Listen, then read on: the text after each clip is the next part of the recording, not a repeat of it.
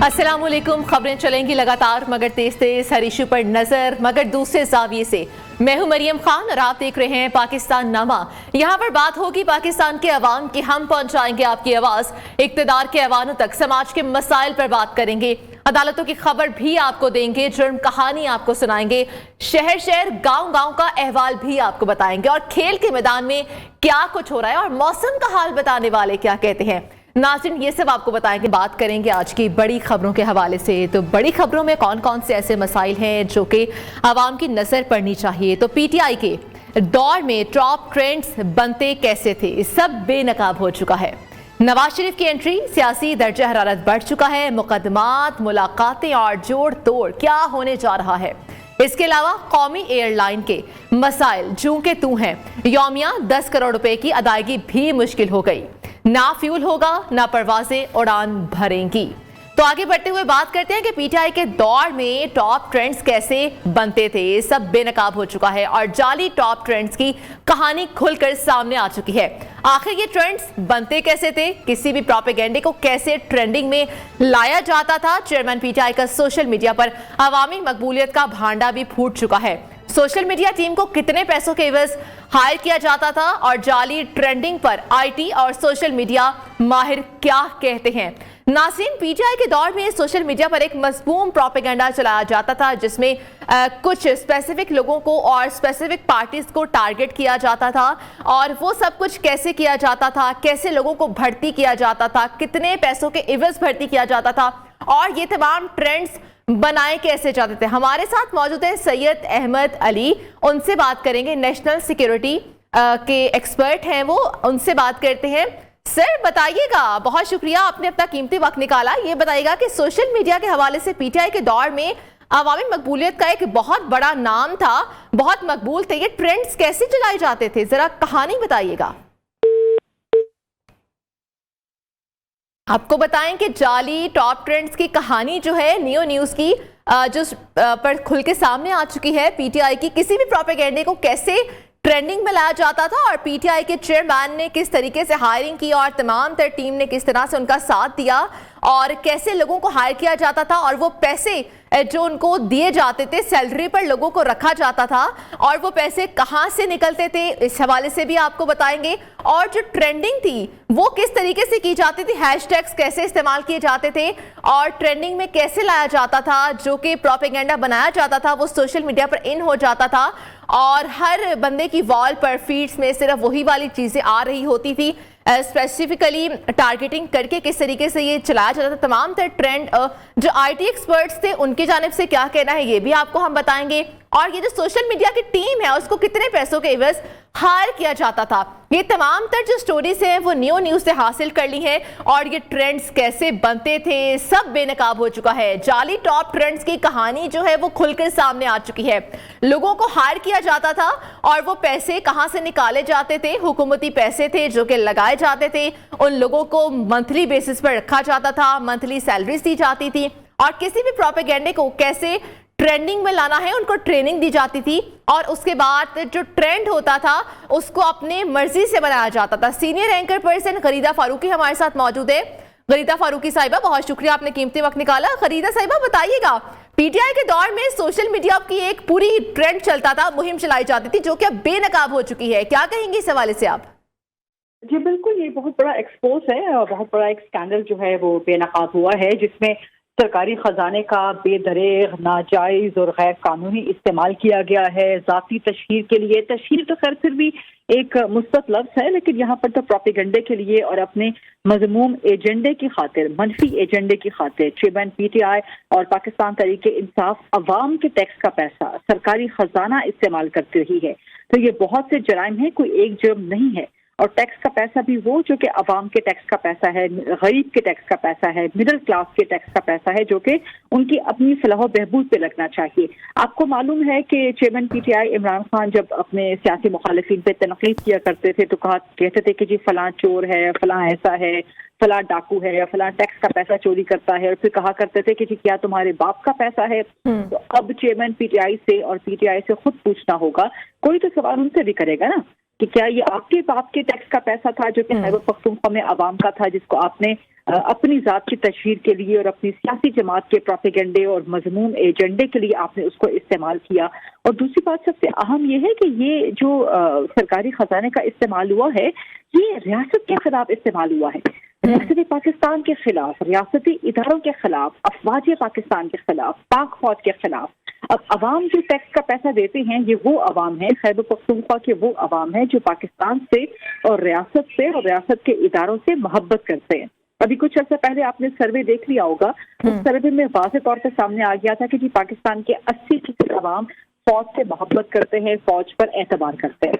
मैं समझती हूँ कि सर्वे साइज अगर बड़ा कर लिया जाता, कुछ ज्यादा लोगों को इंक्लूड किया जाता, तो आपके पास 100% डेटा आता कि पाकिस्तान के तमाम अवाम, तमाम शहरी अपनी रियासत से, रियासती इदारों से, अपनी अफवाज से, खासतौर पर पाक फौज से बेइंतहा मोहब्बत करते हैं। तो ऐसी अवाम खैबर पख्तूनख्वा की जो कि रियासत से और रियासती इदारों से मोहब्बत करती है, आप उन्हीं के टैक्स का पैसा आप रियासत के खिलाफ इस्तेमाल कर रहे हैं। इसलिए क्या लोग आपको टैक्स दे रहे थे? क्या गरीब तबका, मिडिल क्लास तबका जो अपनी रियासत से, रियासती इदारों से बिल्कुल अवाम का ये पैसा था। खरीदा साहिबा, ये बताइएगा कि ये फंडिंग कहाँ से की जाती थी, क्योंकि रियासती इदारों और अवाम के दरमियान एक खलल डालने की कोशिश की गई, बल्कि एक मसमूम मुहिम चलाई गई, तो वो फंडिंग जो करता था वो तो फिर पाकिस्तान से नहीं एसोसिएट होगा बंदा। आप क्या कहती हैं? जी, फंडिंग तो आपके सामने आ गई है ना, जो डॉक्यूमेंट्स हैं, आई एम श्योर कि आपके पास होंगे, आप चाह भी रहे होंगे। जो फंडिंग आ रही थी वो सरकारी खजाने का इस्तेमाल हो रहा था, सरकारी खजाने पे भर्तियां की जा रही थी। और आप अगर सारे आदाद शुमार देखें तो आपको नजर आता है कि एक तो हजारों में इंटर्न्स हैं जो कि भर्ती किए गए थे, जिनके इंटरव्यूज हुए थे, उनको 20,000 से लेके 40,000 तक की तनख्वाह दी जा रही थी। 870 मिलियन रुपए का 20,000 से लेके 25,000 तक उनको महाना दिया जाता था और 25,000 नौजवानों को प्रोपेगेंडे के लिए महाना तनख्वाह पर रखा गया था। गरीदा फारूकी हमारे साथ मौजूद थी, सीनियर एंकर पर्सन। बहुत शुक्रिया, आपने अपना कीमती वक्त निकाला।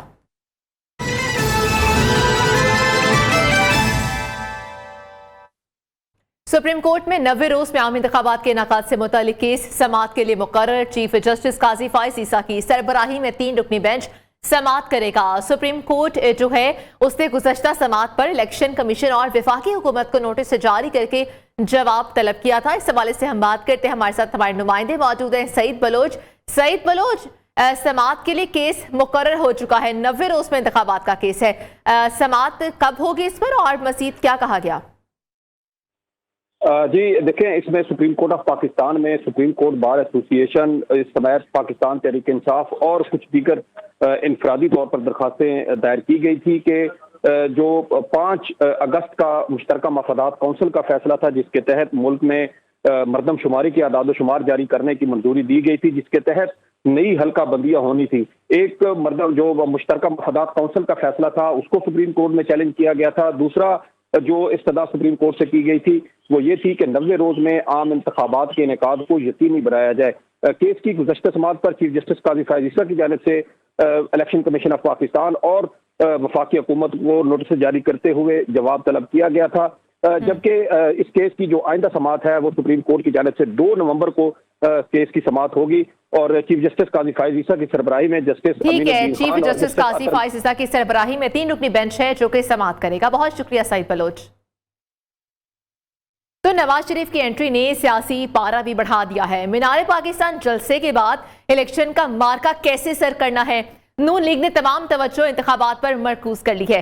सियासी मुखालिफिन को टफ टाइम देने के लिए मुशावरती अमल भी तेज हो चुका है, जबकि कायद नून लीग की बड़ी मुलाकातों का शेड्यूल भी दे दिया गया है। इस हवाले से वो अहम मुलाकातें भी कर रहे हैं। हम बात करेंगे, हमारे साथ मौजूद ब्यूरो चीफ जावेद बलोच और नुमाइंदा खसूसी तारिक अजीज, उनसे बात करेंगे। जावेद बलोच का रुख करते हैं। जावेद बलोच साहब बताइएगा, नून लीगी कैंप्स में क्या सूरत हाल है, हलचल जारी है? बिल्कुल मरियम, कल बड़ी अहम पेशी है नवाज शरीफ की इस्लामाबाद हाई कोर्ट में, जहां पर उनकी जो अपीलें हैं उनकी बहाली के हवाले से समाअत होगी। इसके साथ साथ नवाज शरीफ जो है वो मरी में मौजूद हैं। आज भी उनकी मुलाकात हुई है उनकी लीगल टीम से और मशावरत की गई है। कल के हवाले से लाहे अमल जो है वो तैयार किया गया है। जबकि इसके साथ साथ जहाँ अदालती जो है वो मामला चल रहे हैं नवाज शरीफ के, वहाँ पर सियासी सरगर्मियों का भी आगाज़ उन्होंने कर दिया है और कुछ रब्ते किए जा रहे हैं। जो सियासी जमातें हैं, बड़ी सियासी जमातें, लाइक पीपल पार्टी है, मौलाना फजल रहमान की जमात है, MQM है और दीगर सियासी जमातों से जो है वो राब्ते शुरू करने का फैसला किया गया है और मुलाकात तय की जा रही है। ज़रा बता रहे हैं कि उनकी असफर जरदारी से मुलाकात हो, उनकी मौलाना फजल रहमान से मुलाकात हो और बाकी जो सियासी रहनुमा है उनसे मुलाकात भी उनकी जो है वो होगी। तो जो सियासी लाहे-अमल है उसकी तैयारी की जा रही है। अब ज़राई बता रहे हैं कि अदालत से रिलीफ मिलने के बाद उनकी जो ज़मानत है उसमें एक्सटेंशन के बाद जो है नवाज शरीफ अपने जो सियासी लाहे-अमल है उसका भी ऐलान भी करेंगे और साथ साथ मुलाकातों का सिलसिला भी शुरू हो जाएगा। तो शेड्यूल तय किया जा रहा है उनकी मुलाकातों का और नवाज शरीफ ने यह भी फैसला किया है कि वो तमाम इजला में जाएंगे और जो उनके पार्टी वर्कर्स हैं उनके साथ फर्दर मुलाकात भी करेंगे। जलसों का शेड्यूल भी जो है वो तैयार किया जा रहा है और साथ जो गैप है 4 साल का नवाज शरीफ और वर्कर्स तो जावेद बलोच, इस मर्तबा बयानिया क्या बनाया जाएगा नवाज शरीफ की जानिब से और बाकी जो पार्टी है वो क्या कहती है इस हवाले से? हाँ, बयानिया उनका एक ही है कि जो मुल्क की माशी सूरत हाल है उसको ठीक करने के हवाले से नवाज शरीफ जो है वो प्लान जो है वो अनाउंस करने जा रहे हैं और उनका एक प्लान है भी सही कि किस तरह माशी सूरत हाल ठीक करनी है, किस तरह आवाम की खुशहाली के हवाले से जो इक़दाम करने हैं वो क्या करने हैं, क्योंकि महंगाई की वजह से, बिजली के बिलों की वजह से, बेरोजगारी की वजह से जो है वो जहाँ पर आवाम पिस रही है मतलब कि माशी सूरत हाल को बेहतर करने के लिए ये फिलहाल इनका बयानिया है नवाज शरीफ का। रुख करते हैं नुमाइंदा खसूसी हमारे साथ मौजूद है तारिक अजीज साहब, बताइएगा कि नवाज शरीफ का इस मरतबा बयानिया क्या मजीद लेके चल सकते हैं? क्या अवाम इस बयानिए पे इस मरतबा यकीन कर लेगी और इंतखाबात के लिए वो क्या प्लान बना रहे हैं? और बड़ी मुलाकातों की बातें भी हो रही हैं, मुलाकातें कब की गई हैं और किससे आगे होंगी? जी बिल्कुल, कल मुस्लिम लीग नून के कायद साबिक वज़ीर-ए-आज़म नवाज शरीफ इस्लामाबाद में मौजूद थे। तो 2-3 मीटिंग्स हुई हैं जो आला सतह की, जिसमें उनकी सीनियर क़यादत मौजूद थी। नंबर 1 उसमें तो एक पीपल्स पार्टी की तरफ से जो बयान दिए गए हैं मुस्लिम लीग नून की क़यादत के खिलाफ बिलखुसूस नवाज शरीफ की वापसी के ऊपर, उससे बड़ा तशवीश का इज़हार किया गया है। तो मुस्लिम लीग नून एक बड़ी बेचैनी पाई जाती है कि उनके माजी के इत्तेहादी और पीपल्स पार्टी की बात है तो उनकी तरफ से मुसलसल उनकी वापसी के ऊपर, उनकी अदालती मामलात के ऊपर बड़ी सख्त तनकीद की गई है। तो इस पर बड़ी तशवीश भी है। तो इस सिलसिले में नवाज शरीफ साहब आइंदा हफ्ते में 2-3 दिन में तो पीपल्स पार्टी के क़यादत से रब्ता भी करेंगे और मुमकिन है इससे पहले पीपल्स पार्टी और मुस्लिम लीग नून की दूसरे दर्जे की क़यादत की आपस में मुलाकात को वफद मिले। ठीक है, मुमकिन है कि इनकी दूसरे दर्जे की मुलाकात हो। बहुत शुक्रिया तारिक अजीज साहब ने अपडेट किया और हमारे साथ जो इस्लामाबाद जावेद बलोच भी मौजूद थे। तो आगे बढ़ते हुए आपको बताते चले हम जुर्म कहानी के हवाले से खबरें, लेकिन एक ब्रेक के बाद।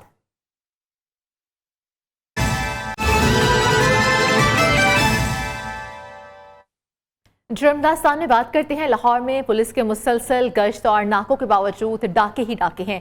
गुज़श्ता 24 घंटों की बात करें तो उसके दौरान मुख्तलिफ जराइम की 510 वारदातें रिपोर्ट हुई हैं और लेकिन पुलिस जो है बिल्कुल खामोश तमाशाई बनी हुई है। बात करते हैं शाहिद रिजवी से, हमारे नुमाइंदे हैं। शाहिद रिजवी, बताइएगा 510 वारदातें हैं जो कि ये लास्ट 24 घंटों की बात है। लाहौर के अंदर पुलिस क्या कहती है? गश्त कर रही है, नाके लगा रही है, उसके बाद भी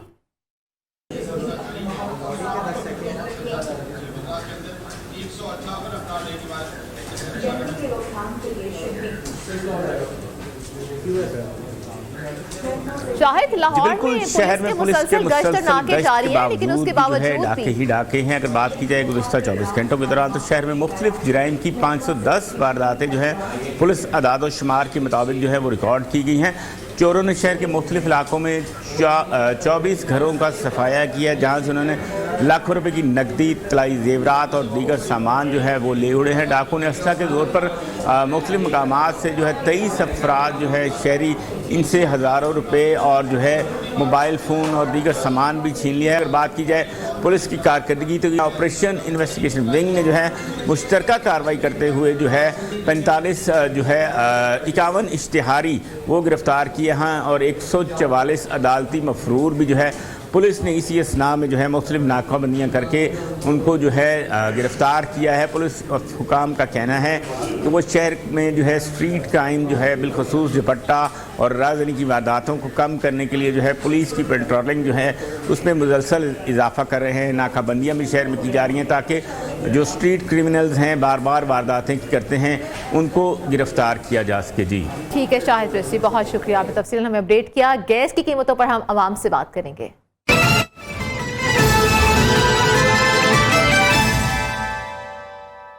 तो नाज़रीन, गैस की कीमतों में इजाफे पर शहरियों का तो पारा हाई है। शहरी कहते हैं कि निगरान हुकूमत महंगाई के दर पे है। महंगाई कंट्रोल करने के दावेदारों ने हर शय महंगी कर दी है। बिजली के बाद गैस की कीमतों की बात की जाए तो उसमें भी इजाफा कर दिया गया है और अवाम की मुश्किलात में मजीद इजाफा हो चुका है। इस हवाले से अवाम क्या कहते हैं, उनकी राय जानते हैं।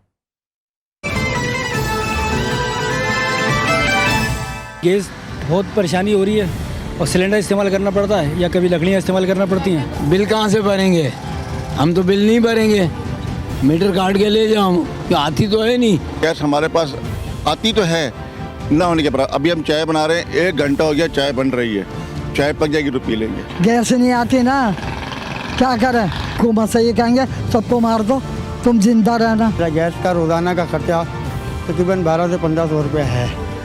तो हम गरीब आदमी 12 से 1500 की गैस भरवाएंगे या खुद कमाएंगे या अपने वर्करों को देंगे, अपने बीवी बच्चों को देंगे। ऐसे ही सर्दी करीब आ रही है तो गैस की लोड शेडिंग में भी इजाफा हो रहा है। बावजूद इसके कि हुकूमत वक्त ने 172% गैस की बिलों में इजाफा कर दिया है।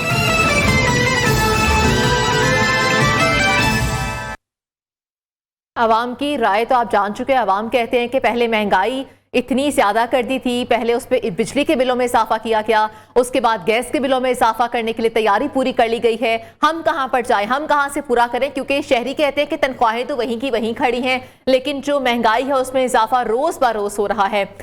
लेकिन निगरान हुकूमत जो है महंगाई के दर पे है। इस हवाले से आपने आवाम की राय जानी, यहाँ पर एक ब्रेक शामिल करेंगे।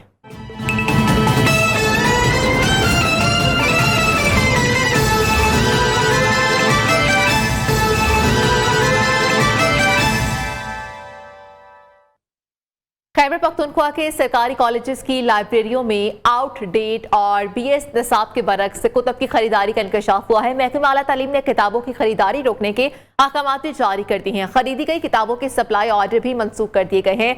मज़ीद तफसीलात क्या है वो हम जानते हैं। पेशावर से नियो न्यूज़ के रिपोर्टर हैं शाहिद खान। शाहिद खान, बताइएगा ये मामला क्या है, किस चीज़ का इंकशाफ हुआ है?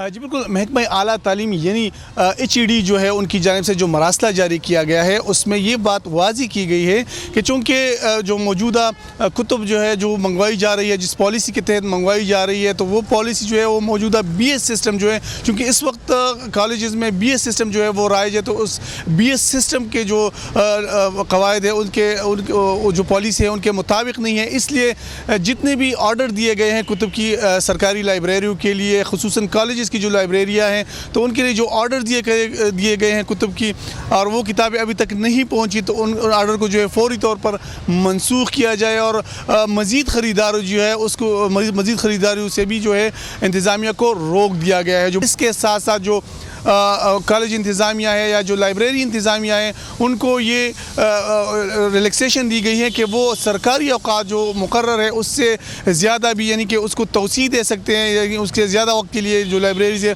उसको खोल सकते हैं और वो खोलना चाहे तो 4 बजे की बजाय 5-6 बजे भी तक जो है वो खोल सकते हैं, क्योंकि इससे जो तुलबा है उन तुलबा में जो वो कुतुब लेते हैं या कुतुब जमा कराते हैं तो उसमें उनको आसानी होगी। इसलिए ये एक रिलैक्सेशन जो है वो महकमा तालीम ने दी हुई है तमाम लाइब्रेरीज के जो इंतज़ामिया हैं उनको। ठीक है, बहुत शुक्रिया, हमें तफसीलन हमें अपडेट किया। बलोचिस्तान के मुख्तलिफ अजला में सैलाब से मुतासिर अफराद हुकूमती इमदाद के अभी तक मुंतसिर हैं। गुज़श्ता साल के तबाहकुन सैलाब की वजह से लाखों अफराद बेघर हुए। हुकूमत की जानिब से उन्हें ताहाल मुआवजा तक ना दिया गया। मज़ीद तफसीलात हम जानते हैं अजीज़ मरी से। अजीज़, सैलाब मुतासिरा ये घराना क्या कहता है? जी, सिंध के बाद जो है बलूचिस्तान में जो है सैलाब से ज़्यादा तबाही हुई थी।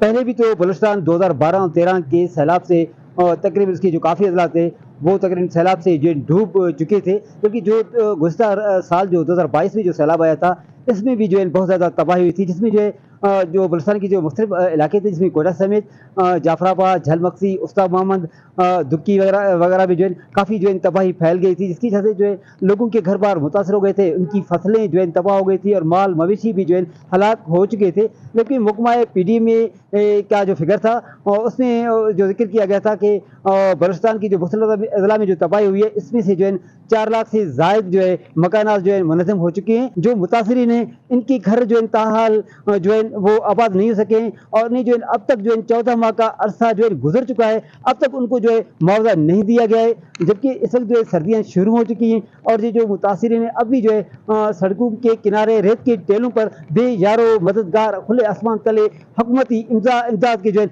मंतजर दिखाई दे रहे हैं। अभी जो इनके कैंपों में जो एक तो सर्दी की वजह से बीमारियां भी फैल रही हैं और उनकी जो मुश्किलात में जो है आए रोज जो है इजाफा होता जा रहा है। जी ठीक है, बहुत शुक्रिया, आपने हमें अपडेट किया। आगे बढ़ते हुए बात करते हैं कि PIA और PSO में अदायगी का मामला। गुज़श्ता कुछ रोज से हम इस इशू को एड्रेस कर रहे हैं। अब पता चला है कि PIA बैंक औकात खत्म होने से पहले मज़ीद 7 करोड़ 50 लाख अदा कर दिए हैं PIA ने, और फ्यूल की अदम फराहमी के बायस अंदरूनी और बैरून मुल्क फ़ज़ाई ऑपरेशन बुरी तरह से अभी तक मुतासिर हैं।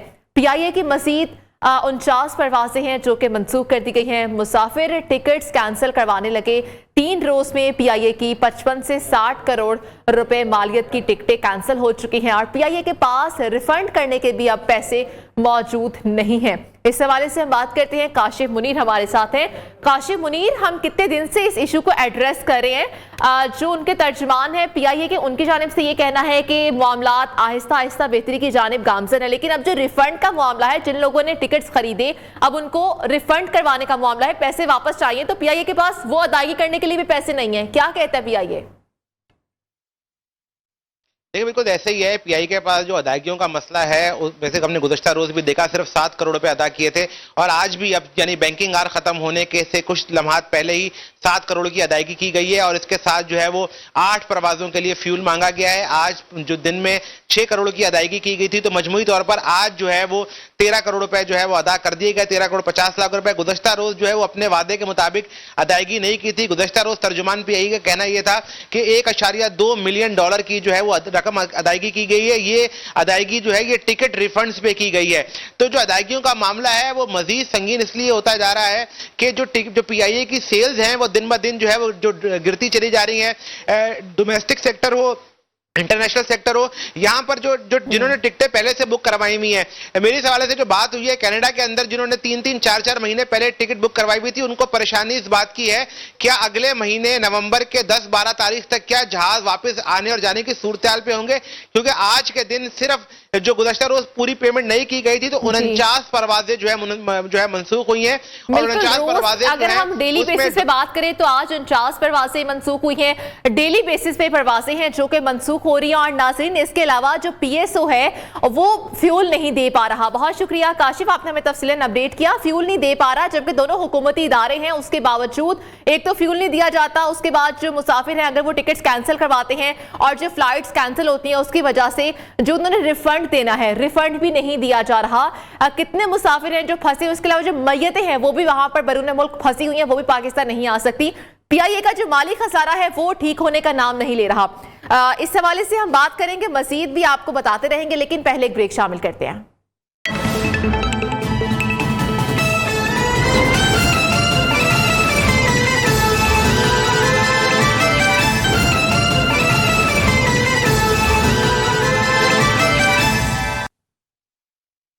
तो खेल के मैदान से शामिल करते हैं कौमी टीम की वर्ल्ड कप में मुसलसल शिकस्त के हवाले से।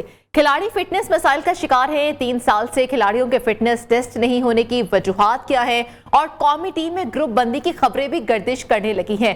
अब असल में मामला है क्या, सिर्फ गर्दिश कर रही है खबरें या असल में ऐसी ही बात है? तो हम बात कर लेते हैं। हमारे साथ सीनियर स्पोर्ट्स तज्जियाकार मौजूद है, अब्दुल माजिद भट्टी हमारे साथ मौजूद होंगे और मिर्जा इकबाल बेग भी हमारे साथ ही मौजूद है।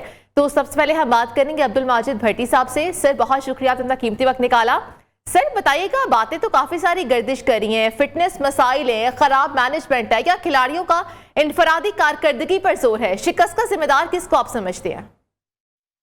देखें, शिकस्त के जिम्मेदार तो वही लोग हैं जिन्होंने टीम सिलेक्ट की है।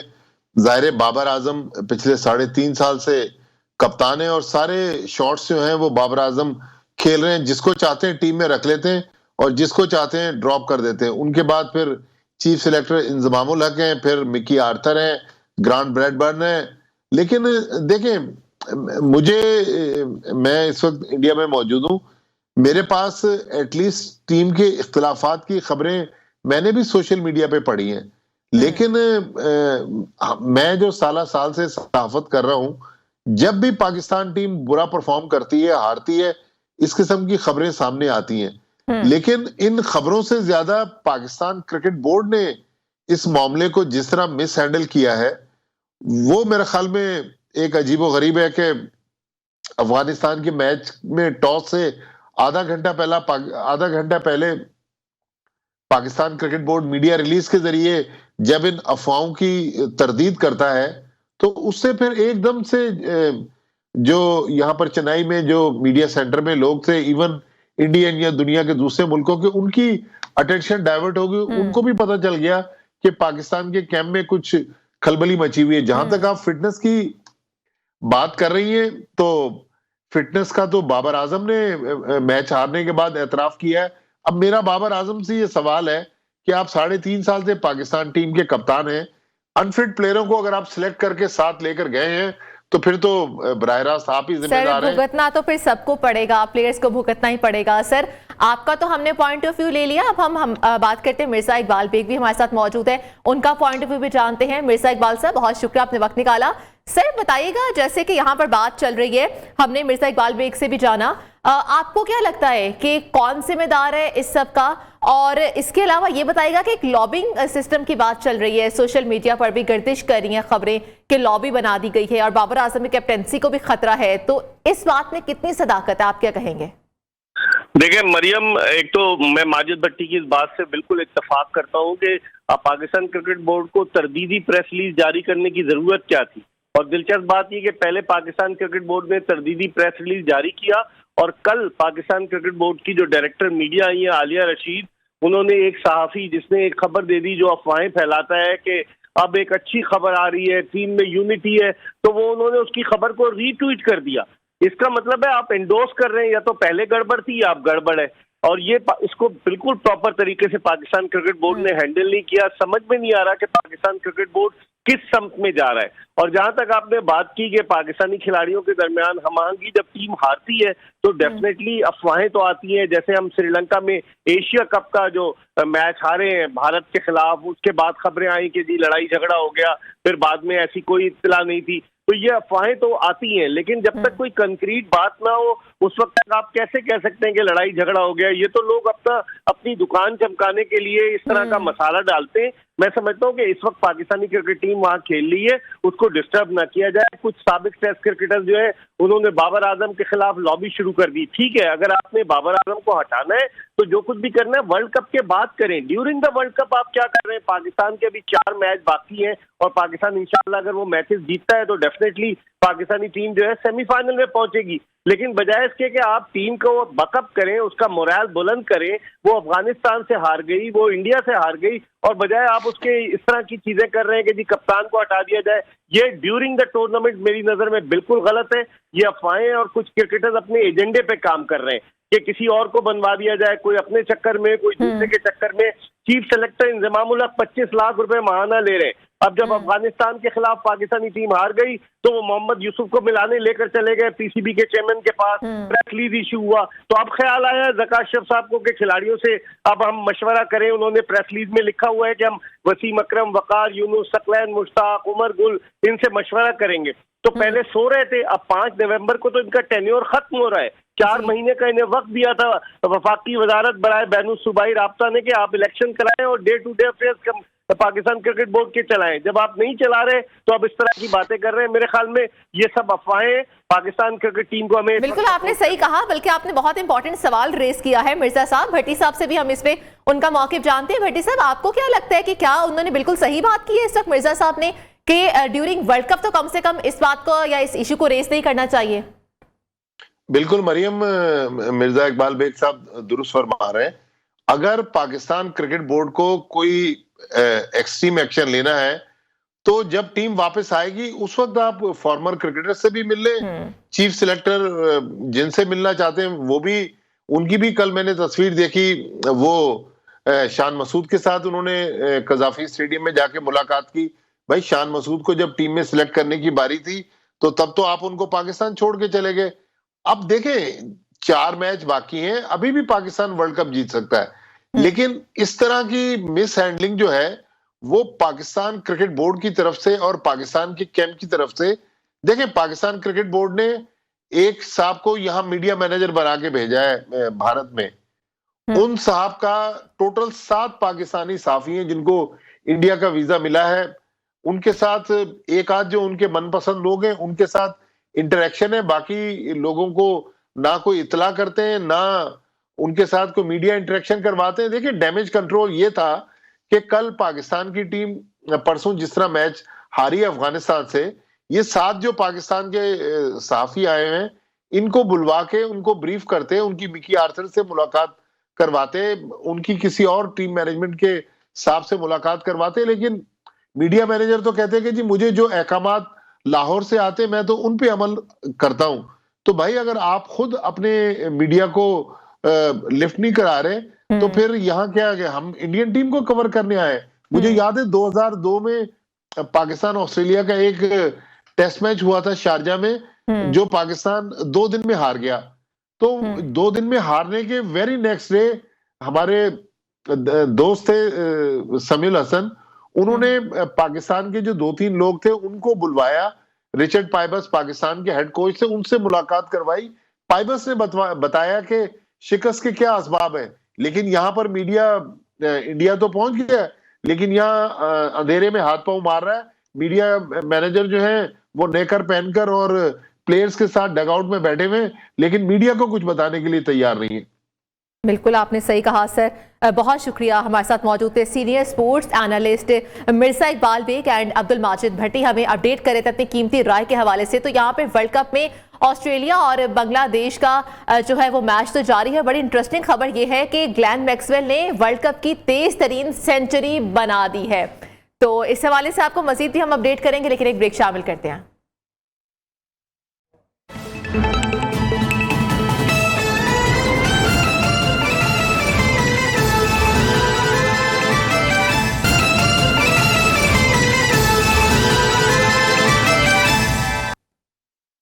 कायद नून लीग के इस्तकबाली जलसे के कौन कौन हाजिर था वहां पर, और नवाज शरीफ को गैर हाजिर रहनुमा बारे रिपोर्ट पेश करने की तैयारी की जा रही है। मीनारे पाकिस्तान जलसे के हवाले से बात हो रही है, और जलसे के हवाले से शाहिद खाका नवासी, मिफ्ता इस्माइल समेत मुतअद्दिद अहम रहनुमा जलसे में गायब रहे। मरीम नवाज नाराज रहनुमाओं के बारे में कायद नून लीग को रिपोर्ट पेश करेंगी, जबकि कायद नून लीग से नाराज रहनुमाओं से मुतालिक वाज़ेह पॉलिसी की सिफारिश भी किए जाने का इम्कान है। इस हवाले से मजीद क्या तफसीलात है वो हम जानेंगे वकास खौरी से।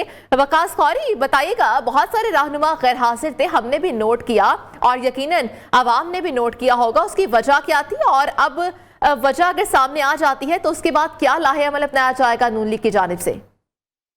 जी मरियम, बिल्कुल मुस्लिम लीग नून एक ऐसी जमात है जहां पर मीडिया पर बैठकर कुछ रहनुमा पार्टी पॉलिसी से इख्तिलाफ भी करते हैं और खुलम खुला जलसों से गैर हाजिरी के बारे में भी इतला देते हैं कि वो मियां नवाज शरीफ का इस्तकबाल नहीं करेंगे। इस हवाले से अब जो है पार्टी में एक्शन लिया जा रहा है। चीफ ऑर्गेनाइजर मरियम नवाज जो है वो इन रहनुमाओं की एक फहरिस्त जो है वो तैयार करके, जिसमें तमाम वजूहात और पसपर्दा जो चीजें हैं वो भी इसमें शामिल होंगी, और वो कायद नून लीग मियां नवाज शरीफ को पेश कर रही हैं। नून लीग लाहौर के अगर जलसे की बात की जाए तो इसमें मरकजी रहनुमा जो शाहिद खाकान नवासी हैं वो भी नहीं मौजूद थे। इसके अलावा मुफ्ता इस्माइल समेत कई सिंध चैप्टर के रहनुमा भी मीनारे पाकिस्तान जलसे में दिखाई नहीं दिए, जिस पर जो है वो पार्टी क़यादत को कुछ तहफ़्फ़ुज़ात है। इस हवाले से मुस्लिम लीग नून ने एक रिपोर्ट जो है उस पर काम शुरू कर दिया है, और ये रहनुमाओं की जो फहरिस्त है, ठीक है, रिपोर्ट पेश की जाएगी मरीम नवाज की जानिब से। कायद नून लीग को दिखाया जाएगा कि कौन कौन गैर हाजिर था और क्यों गैर हाजिर रहा।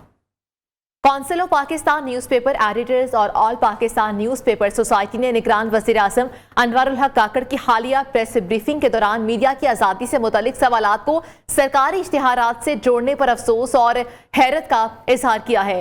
CPNE और APNS ने अपनी प्रेस रिलीज में कहा कि निगरान वज़ीर आज़म की मीडिया के हवाले से मालूमात इंतहाई नाकिस और नाकिस है। ऐसा लगता है कि निगरान वज़ीर आज़म को मीडिया से मुतालिक गुमराहकुन मालूमात फराहम की गई हैं। अखबारात और जराइद ने कभी किसी हुकूमत या वज़ीर आज़म से यह मुतालबा नहीं किया कि वो ज़ाती वसाइल से मीडिया को नवाजे, बल्कि हुकूमत और हर इदारा अपनी तशहीर के लिए मीडिया का मरहून मिन्नत है। इश्तिहारात का पैसा किसी हुक्मरान का नहीं होता, बल्कि ये अवाम के टैक्स का हिस्सा है, जिस इश्तिहारात की मद में मुनसिफाना तौर पर तकसीम भी होना चाहिए। दुनिया में कहीं भी हुकूमत करती है ये ना इश्तिहारात को कंट्रोल करती है।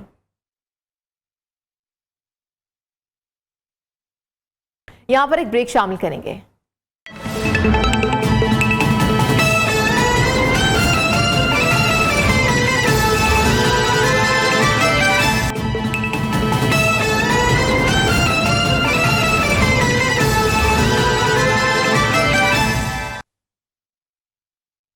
कुमरदान के थाना शेख मलतून की हुदूद में अनोखी डकैती की वारदात, खातून समेत 7-8 अफराद पर मुश्तमिल डकैत गिरोह जान-ए-बात में शहरी के घर में घुस गए। डकैत गिरोह ने खुद को FIA के अहलकार जाहिर किया और घर के अफराद को यरगमाल बनाकर 64 लाख नकदी ले उड़े। बात करते हैं फजले हक, हमारे नुमाइंदे हैं नियो के। फजले हक, बताइएगा ये अनोखा कारनामा सर अंजाम दिया गया है डकैत गैंग की जानिब से, क्या तफसीलात हैं? जी बिल्कुल, मर्दान के थाना शेख मलतून की हुदूद में डकैती की अनोखी वारदात पेश आई है। मतन FIR के मुताबिक खातून समेत 7-8 डकैत ग्रोह जहानाबाद में शहरी के घर घुस गए। जराये के मुताबिक डकैत ग्रोह ने अपने आप को FIA के अहलकार जाहिर किए। डाकू ने घर के अफराद को यरगमाल बनाकर घर लूट लिया। दर्ज की गई FIR के मुताबिक डकैत ग्रोह ने अपडेट करने के लिए। अब खबरें शामिल करेंगे मुल्क भर से, मगर तेज तेज।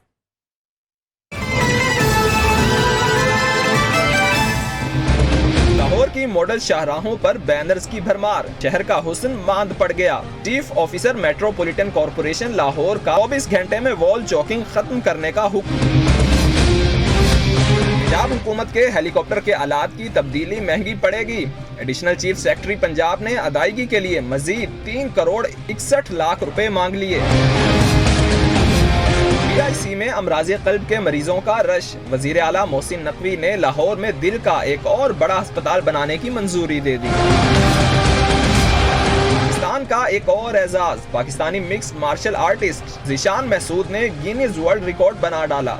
30 सेकंड्स में ज़ीशान महसूद ने 126 हाई नीज को तोड़ा।